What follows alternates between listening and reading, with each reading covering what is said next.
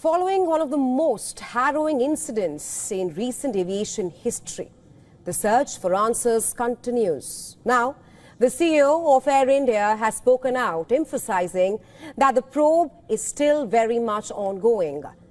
With the investigation into the June crash of an Air India Boeing focusing on the engine fuel control switches, the latest coming in is that the Director General of Civil Aviation, DGCA, has instructed domestic airlines to conduct checks on switches that regulate fuel supply to the engines on those planes.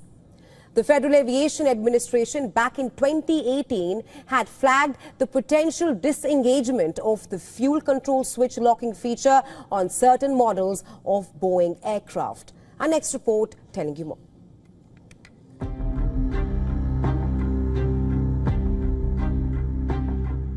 It's nearly a month since the devastating Air India crash that claimed dozens of lives and sent shockwaves across the aviation industry. It was a crash which shook the country and raised urgent questions on aviation safety. Now Air India CEO Campbell Wilson has spoken up. In a message to Air India staff, Wilson says the initial report found no mechanical or maintenance issues with the aircraft or engines. He urges avoiding drawing premature conclusions as the investigation is far from over. In its 15-page report, the Aircraft Accident Investigation Bureau says once the aircraft achieved its top recorded speed, Engine 1 and 2 fuel cut-off switches transitioned from run to cut-off positions one after another in a time gap of 1 second. In the cockpit voice recorder, one of the pilots is heard asking the other why he cut off fuel, after which the aircraft quickly began to lose altitude. The other pilot simply says he did not do it. Wilson adds every Boeing 787 aircraft operating in the fleet was checked within days of the accident and found fit for service. The airline has said it will continue to cooperate with the investigators to ensure they have everything they need to conduct a thorough and comprehensive inquiry. With grieving families still seeking closure and public trust on the line, the airline has stepped up internal safety reviews and urged the public to wait for the facts and not fuel speculation. Bureau Report, WION World is One. Well, imagine this, hundreds of thousands of books attacked, pages of history eaten away just like that. And if you're a bookworm, this one will bug you even more, quite literally, and leave you rather torn. This 1,000-year-old sprawling monastery in Hungary, also a UNESCO World Heritage Site, has been the site of a major beetle infestation, one that is threatening its ancient book collection. This has left the restoration workers at one of the oldest centers of learning in the country racing against time in a bid to preserve their precious books and to save decades and centuries of medieval history from being wiped away. Known as drugstore beetles, these insects feed on the glue and the paper inside books, leaving almost no trace of the material. And to beat the beetle at its own game, hundreds of books are being removed from their shelves on a daily basis and treated with advanced chemicals and disinfectants to save the last of those which have been harmed already. This is an advanced insect infestation which has been detected in several parts of the library, so the entire collection is classified as infected and must be treated all at the same time. We have to remove all the books from the shelves, put them into boxes, then into hermetically sealed plastic sacks. Inside them, an anoxic disinfection process takes place. Basically, we create an oxygen-free environment in which insects perish, since oxygen is necessary for their life. But what perhaps caused this beetle attack in the first place? Climate experts say warming climate and high temperatures could be a factor in helping double the birth cycle of the beetles, perhaps offering them a favorable environment to multiply aggressively and form a swarm.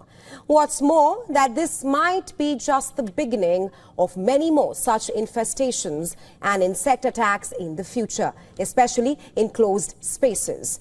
If you could draw a leaf out of this and learn a lesson, it would be this: take utmost care of your books and manuscripts While there is time, least they fall prey to these people-eating pests. All right, shifting our focus to India, Jammu and Kashmir Lieutenant Governor Manoj Sinha has started an outreach program for victims of terrorism in the Union territory. It's perhaps an effort to provide job opportunities and recognition to families who have suffered due to cross-border terror and have been waiting for justice for decades. Take a look at this report by our special correspondent Idris Loan.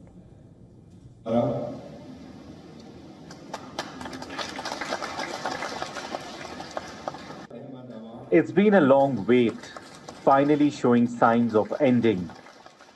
Official data says around 1,200 families contacted the district authorities seeking justice and rehabilitation. 40 appointment letters were handed over at an event in Baramulla, with the assurance that the process would continue till the family of every terror victim gets support.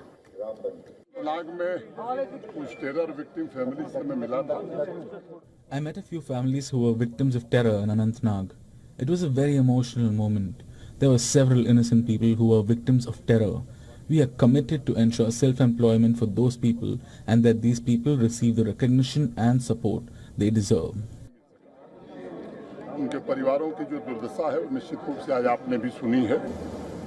The Lieutenant Governor also assured that the days are over when the family members of killers and dreaded terrorists got government jobs.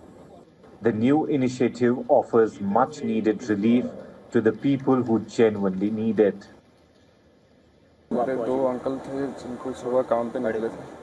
two uncles were killed by terrorists in 1992.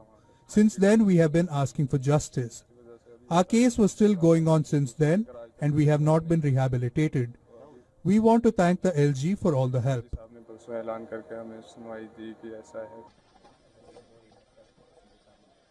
Social workers too have hailed the initiative as a road to get the lives of thousands of bereaved families back on track. The government says authorities have decided to review cases where FIRs were not lodged. There are numerous cases wherein FIRs were not registered, land was encroached and property demolished. The families of the terror victims from North Kashmir met up with the LG. In the last 3 decades, around 11,000 casualties have taken place here directly due to the cross-border terrorism. Till now, there was no one who would hear them out, and it's for the first time in decades that someone has come forward to listen to the victims' families. Helplines have been set up in districts to register grievances of families of victims of terror. Authorities say that they are receiving hundreds of complaints. Manoj Sinha assured them that he will provide all the help to the family members of these terror victims across Jammu and Kashmir. This is the first time that government has started this rehabilitation program, and within 15 days, 40 family members have already received job letters from the government of Jammu and Kashmir. With video journalist Firoz, Idris Loan for WION World is One. Well, how much would you pay to play golf, especially when the venue is none other than the US President Donald Trump's much-prized golf resort? What if I tell you that you need to shell out a little over $1,300 to have your shot at it? Our next report telling you more. US President Donald Trump's fascination with golf is really no secret. But what is even more spectacular is the venue where he plays it in. Right on the southwest of Scotland, flanked by stunning views and a breathtaking coastline.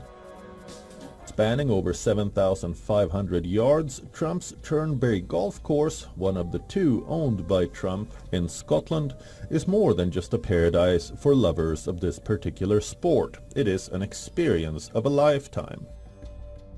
A place that make it to the bucket list of golf enthusiasts from across the world. It is one of the most featured too, making its place among the top 20 golf destinations in the world. And, well, as it turns out, Trump supporters can now have their chance at it too, paying just over $1,300 for a round of golf. In 2014, when Trump bought Turnberry for about $53 million and spent another fortune on its remodeling, he held the vision of making it the best in the world, and the ultimate venue to stage the oldest of golf's 4 major championships. And in ways more than one, the venue has truly stood the test of time.